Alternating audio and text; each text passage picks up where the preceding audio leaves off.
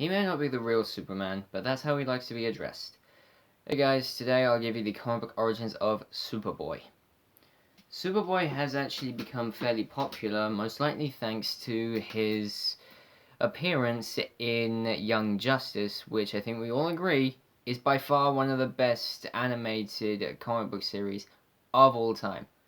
Yet they cancelled it and replaced it with Teen Titans Go.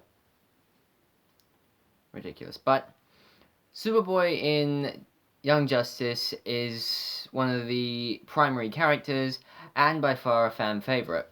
But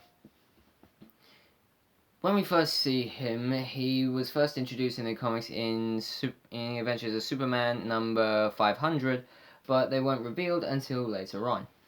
But actually, we see Superboy fighting for the right to be the next Superman against other Superman-themed characters like Steel. But with Superboy, it basically begins after Superman's death at the hands of Doomsday, when his body was stolen by genetic scientists by an organization known as Cadmus. If you watch Young Justice, you'd be familiar with Cadmus. Or if you just like Greek mythology, then you'd be familiar with Cadmus. But Cadmus stole Superman's body for the primary objective of cloning him, so that there could be another Superman in the world. But they didn't get it right on the very first try. In fact, Superboy was their 13th attempt, and so far the most successful. But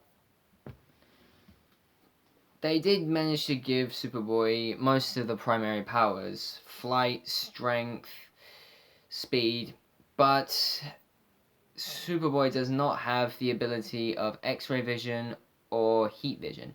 So basically any of the powers that involve his eyes. But eventually Superboy was saved by a group of identical twins who helped him to escape from Cadmus and even gave him his iconic 90s leather jacket. But when one of them calls him Superboy, he says, "Don't call me Superboy, I'm Superman." What he didn't actually know was that Cadmus basically put in a failsafe to keep him in line. Not only that, but the kids helped Superboy escape when he wasn't even fully grown.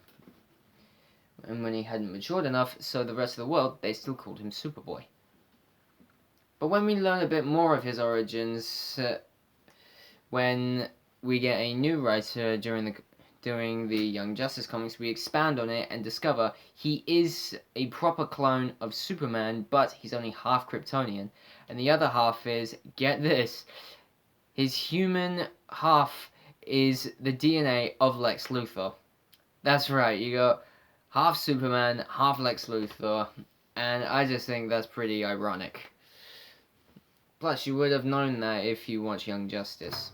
I just really want to watch it now, but eventually all those powers he didn't have, so X-ray vision and heat vision, he eventually grows into. Not only that, he also gains the ability of telekinesis, as he's able to touch someone and they completely fall apart, which is known as telekinetic disassembling. That's a pretty cool name. But he's also shown to have a sort of telekinesis that allows him to fire psionic lasers from his hands. Now that's pretty fun. But that's about it for Superboy, guys. Be sure to like and subscribe, and comment what you think down below.